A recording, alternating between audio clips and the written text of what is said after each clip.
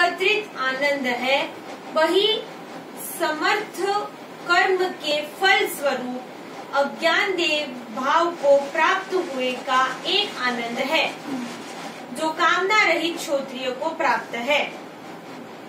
ऐसे 100 अज्ञान देवताओं का जो आनंद है, वही अग्नि होत्राद्रि वैदिक कर्मानुष्ठान से कर्म देवत्व को प्राप्त हुए का एक आनंद है।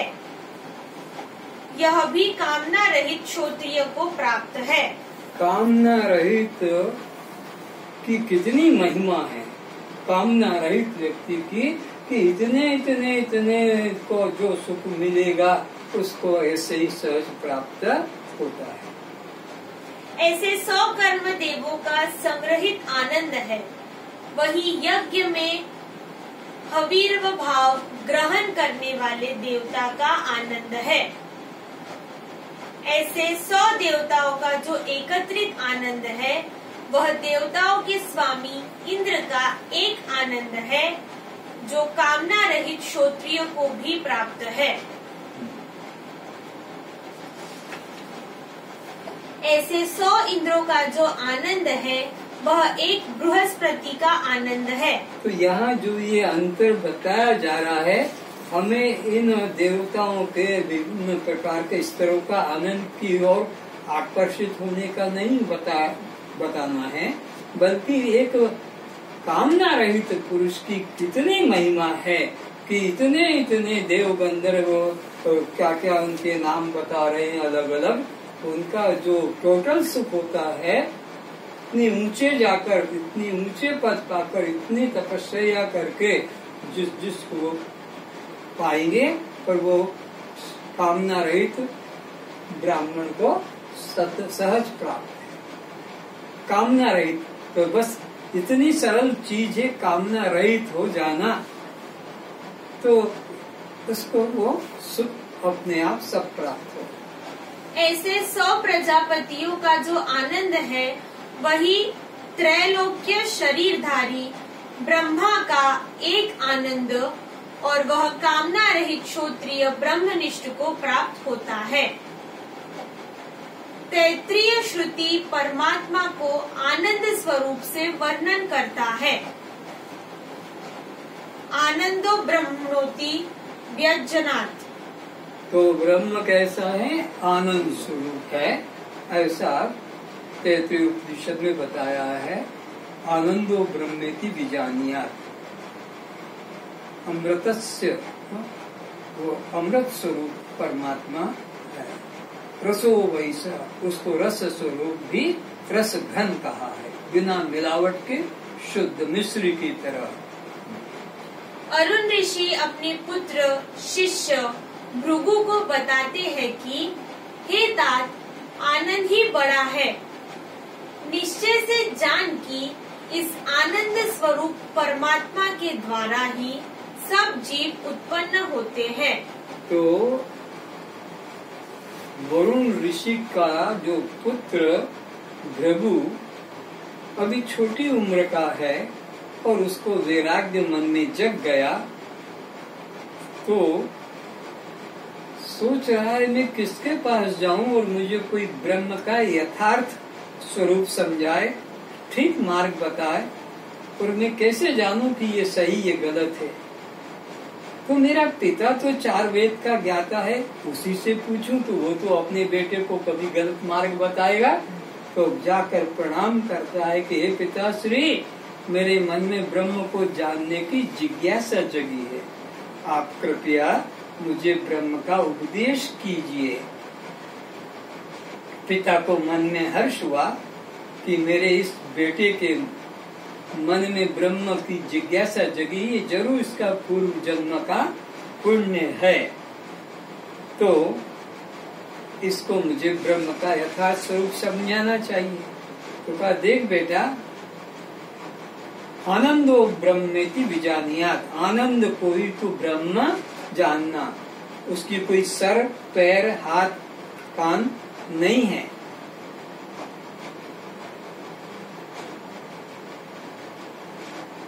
जिससे सब उत्पन्न होते हैं जिससे सबका पालन होता है और जिसमें सब लीन होते हैं वो ब्रह्म है। और ये दुनिया वाले जिसके हाथ पैर मुख सर बनाकर मंदिर मूर्तियां बनाकर पूज रहे हैं, ये एक भी ब्रह्म का स्वरूप नहीं है। तो उसकी उपासना कभी मत करना, बल्कि ये जानना कि जिससे सब उत्पन्न होते हैं, जिससे सबका पालन होता है और जिसमें सब लीन होते हैं, वही एक अखंड ब्रह्म है। तो उसकी उपासना कर। तो फिर कहता है कि हे पिताश्री, किस तरीके से मैं उसकी उपासना करूं? कोई मुझे माला की, कोई पूजा की, कोई मंत्र श्लोक कुछ तो बताओ। तो कहा कि नहीं बेटा, न माला की जरूरत है, न पूजा की, न मंत्र श्लोक की। उसके जानने का मार्ग है अन्न।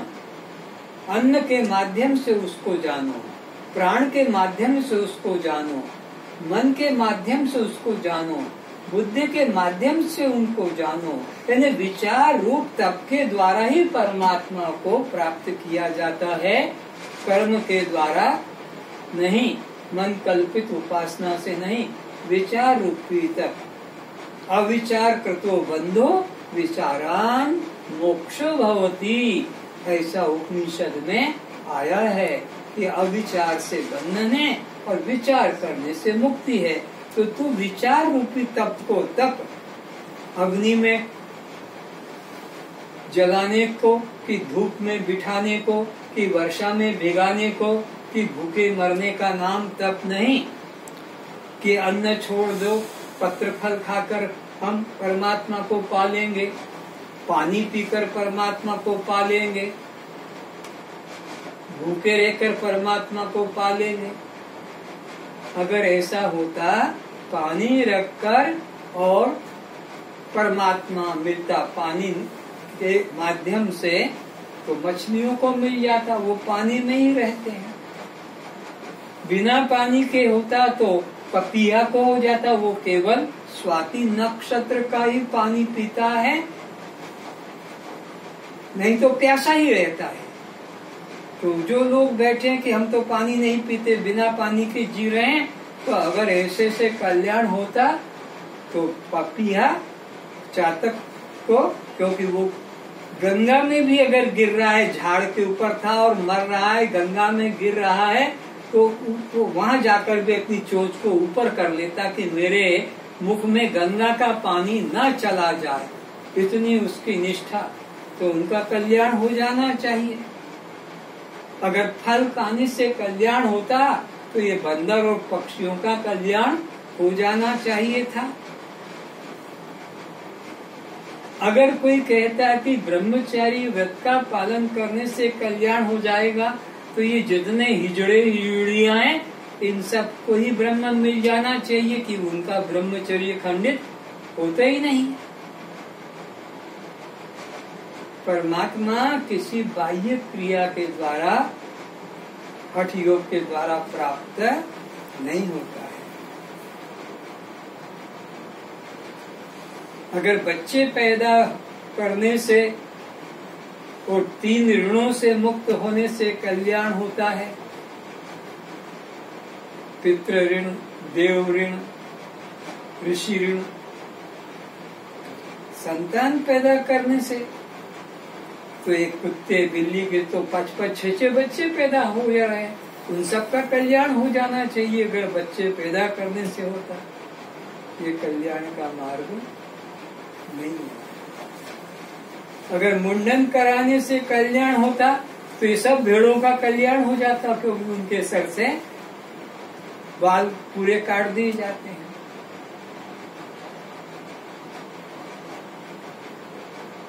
ये कल्याण का मार्ग नहीं बेटा। या तो अन्न के मार्ग से, या प्राण के मार्ग से, या मन के मार्ग से, या बुद्धि के मार्ग से उस आनंद ब्रह्म को खोजो। आनंदो ब्रह्म विजानाति, वो ही जानने योग्य है।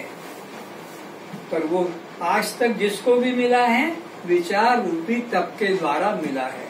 और आज तक जिसको भी वो मिला है तो अपने अंदर मिला, बाहर आज तक न राम को मिला, न कृष्ण को मिला, न अर्जुन को, न हनुमान को, किसी को बाहर नहीं मिला।